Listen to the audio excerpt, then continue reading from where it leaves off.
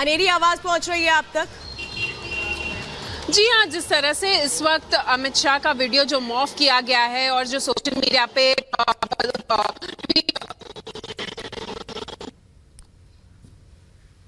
चलिए अनेरी से दोबारा बात करने की कोशिश करेंगे, लेकिन बड़ी जानकारी इस वक्त आपको बता दें, जो दिल्ली पुलिस रवाना हुई है तेलंगाना के लिए, अहम यह है कि जो 5 लोग जिनकी पहचान की गई है वो लोग कौन है और इनके साथ और कौन कौन लोग इन्वॉल्व थे, आगे की कौन सी बड़ी साजिश थी, ये जानना बहुत अहम है।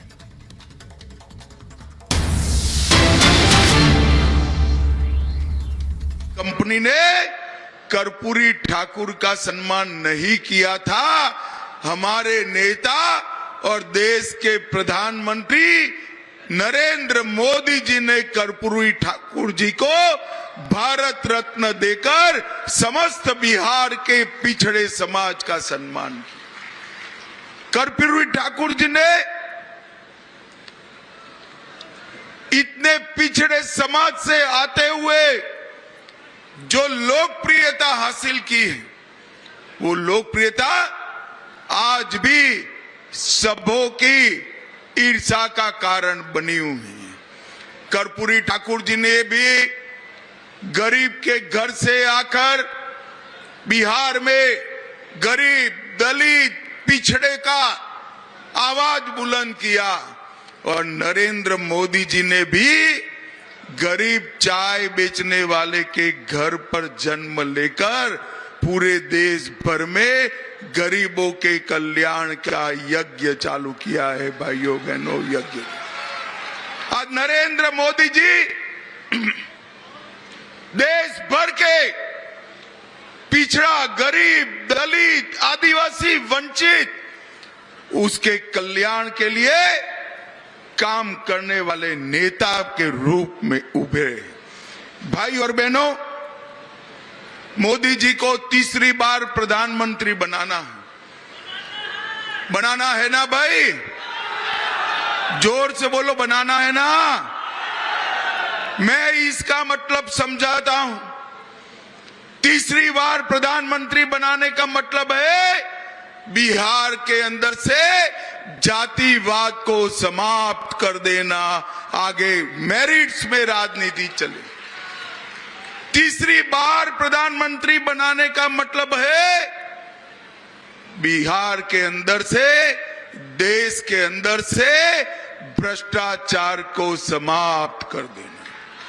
देश के खजाने की पाई पाई जिस पर गरीब का अधिकार है वो गरीब को मिले, ऐसा शासन लाने का मतलब है नरेंद्र मोदी को प्रधानमंत्री बनाना। भाइयों और बहनों, मैं आज यहां आया हूं तब जंजारपुर की इस विशाल सभा से देश भर के मतदाताओं को आज मैं पूछने आया हूं। ऐसा होने वाला नहीं है। मोदी जी का जीतना निश्चित है, मगर स्वप्न में भी सोच लो, एक घमंडिया गठबंधन, ये इंडी अलायंस अगर जीतता है तो देश का प्रधानमंत्री कौन बनेगा? इनके पास कोई नेता है क्या? जरा जोर से बोलो, है? मुझे बताओ, ये लालू यादव जी को देश का प्रधानमंत्री बना सकते हैं क्या? स्टालिन जी देश संभाल सकते हैं क्या? ममता बनर्जी संभाल सकती है क्या? ये राहुल बाबा के बारे में दूर दूर से भी सोच सकते हैं क्या?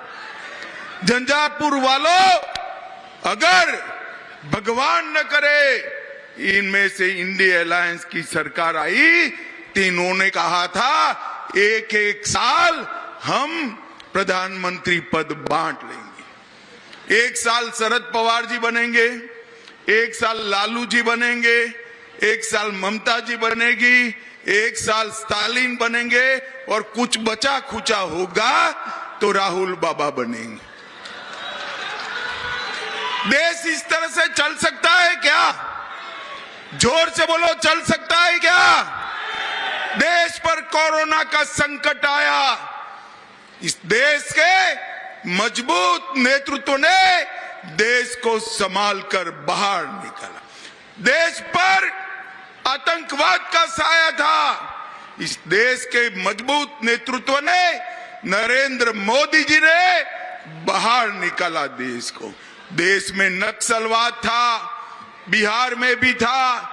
नक्सलवाद का खात्मा करने का काम ये मजबूत नेतृत्व ने किया और मोदी जी के नेतृत्व में ही G20 हुआ और पूरी दुनिया में भारत का सम्मान बढ़ाने का काम भी ये मजबूत नेतृत्व किया। भाई और बहनों, देश को मजबूर नेतृत्व नहीं चाहिए, देश को मजबूत नेतृत्व चाहिए। झंझारपुर वालों, मैं आपको पूछने आया हूं, आप सभी को कोरोना का टीका लगा है या नहीं लगा है? अरे जोर से बोलो, लगा है या नहीं लगा है? 4 आना भी खर्च हुआ है क्या? मोदी जी ने कॉफी पिलाकर मुफ्त में टीका लगाया ना। छोटे बड़े गरीब धनवान सभी को लगाना भाई। मोदी जी ने 130 करोड़ टीके लगाकर भारत को कोरोना से सुरक्षित करने का काम हमारे नरेंद्र मोदी जी ने किया है। और उस वक्त ये राहुल बाबा मखौल उड़ाते थे, टीका मत लगाइयो, ये मोदी टीका है। ये तो अच्छा है भाई, झंझारपुर वाले उनकी सुनते नहीं, सभी ने लगा दिया। जब राहुल बाबा को लगा कि सभी लोग लगाते हैं, एक दिन अंधेरे में जाकर वो भी टीका लगाकर आ गए। अरे राहुल बाबा, शर्म करो, शर्म करो। कोरोना जैसी बीमारी के समय, महामारी के समय भी आप राजनीति करते हो। झंझारपुर वालों, मुझे बताओ, ये कश्मीर जो है हमारा है या नहीं है? जोर से बोलो, है या नहीं है? ये खड़गे साहब कहते हैं बिहार और राजस्थान का कश्मीर से क्या लेन देन है?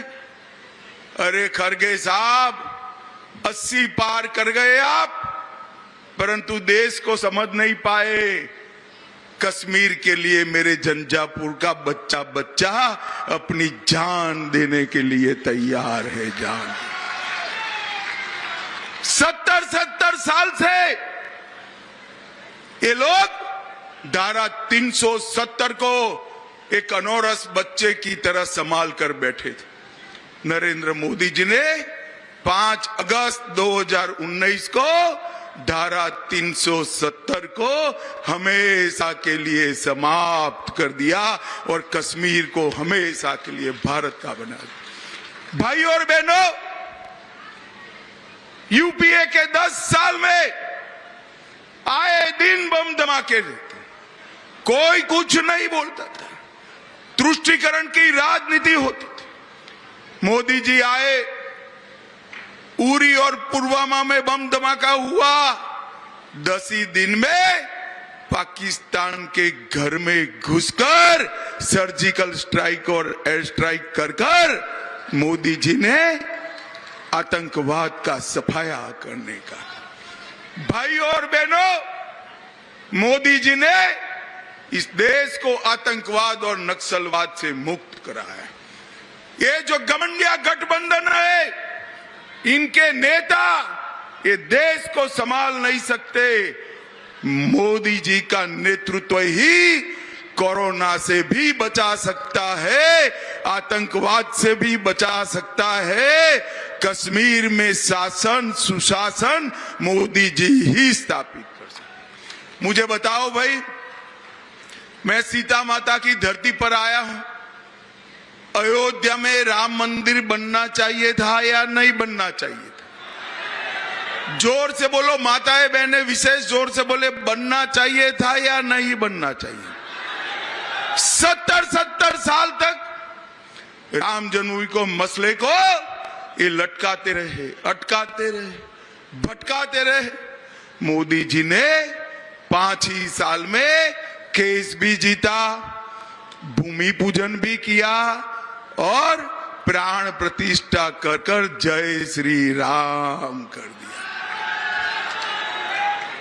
और भाइयों बहनों, ये तेजस्वी जी को, लालू जी को, राहुल जी को, सोनिया जी को, खड़गे जी को, सबको निमंत्रण मिला कि आइए आप प्राण प्रतिष्ठा के कार्यक्रम में अयोध्या आइए, मगर वो तुष्टीकरण की राजनीति के चलते अयोध्या नहीं गए।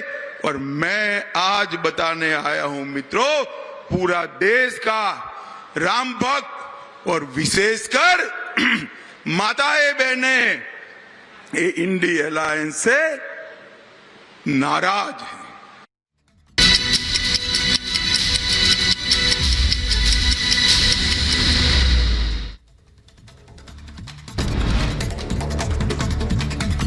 प्रधानमंत्री मोदी ने कांग्रेस पर साधा निशाना, कांग्रेस को बताया लूट वाली पार्टी। कहा कांग्रेस ने कर्नाटक को भी अपनी लूट का एटीएम बनाया।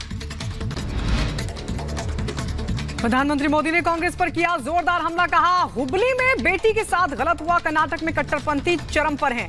कांग्रेस सिर्फ अपने वोट बैंक के बारे में सोचती है। अमित शाह के फेक वीडियो को लेकर के बोले प्रधानमंत्री। कहा फेक वीडियो से भ्रम फैलाने की कोशिश, कांग्रेस के मंसूबे सफल नहीं होंगे, फेक वीडियो के खिलाफ कार्रवाई होगी। रक्षा मंत्री और लखनऊ से बीजेपी के प्रत्याशी राजनाथ सिंह ने दाखिल किया अपना नामांकन। राजनाथ सिंह के साथ सीएम योगी आदित्यनाथ और सीएम धामी भी रहे मौजूद। रोड शो के दौरान बोली स्मृति ईरानी। कहा अमेठी से फिर कमल खिलेगा, फिर एक बार मोदी सरकार।